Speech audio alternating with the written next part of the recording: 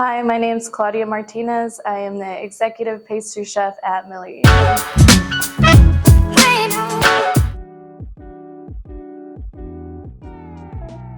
I grew up here in Georgia. My family's from Venezuela, and I've been here ever since. I grew up cooking. I loved eating and being around the table with my family, and they taught me how to cook. And then I went to Johnson & Wales for culinary arts and food service management. And then after working around the city, I was like a little lost of what was next, and I went to Sweden for a month to learn about pastry, and I ended up loving it. Yeah, I actually wasn't very good at pastry growing up, but once I learned under other chefs, I began to fall in love with it and not take it so seriously, and it was like a challenge for me, so I ended up liking it more than cooking. And then I prefer to cook like for family and friends, like not professionally.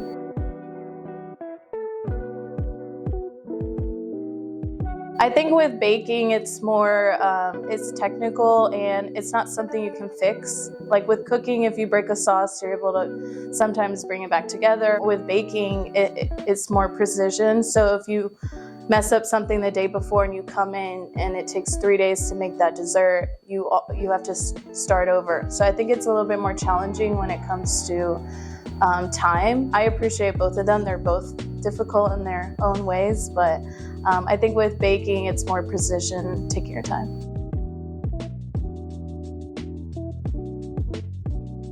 Yeah, I've definitely experienced some moments growing up in the industry in different kitchens where I've been treated differently or talked down to, or, the sexual harassment in kitchens is a problem.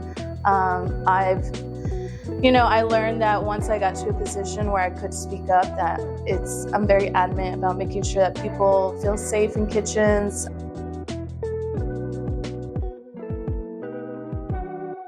Honestly, making the finalist list last year for James Beard was a huge deal for me. I didn't think I would ever get to that point at the age that I'm at.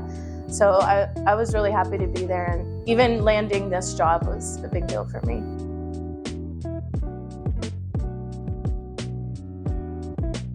I change my desserts a lot. I try to stay seasonal. I play around with plating. I do a pop-up that gives back whenever I can. I try to travel and meet other chefs as much as possible. I think the main goal is just working hard and just being nice and giving back when you can.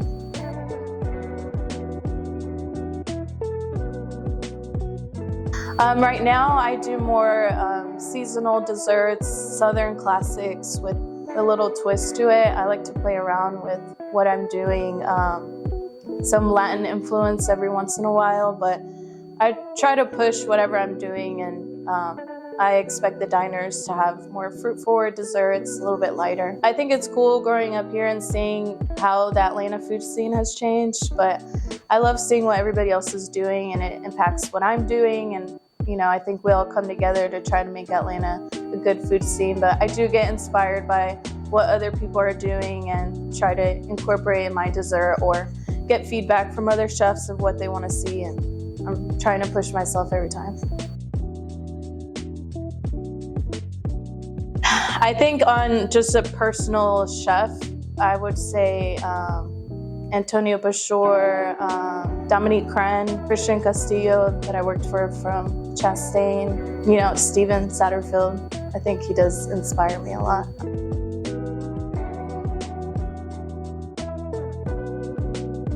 Honestly, my favorite dessert to consume is creme brulee, which I know is like a very, basic 3-ingredient type dessert. But for me, I think that was like the first dessert I always got as a kid. But I just like how simple it is, and if it's done well, it's like nostalgia for me. Or a fruit tart, I love fruit, so any of those two. Everyone's going out to eat. The goal is to have savory food, but people don't always order dessert. So my goal has always been to create a menu that speaks to different type of dessert lovers. So whether or not you want something heavier and sweet, or chocolate and bitter, or fruit forward or savory even. So my goal has always been to convince the clientele to at least get one thing and share it.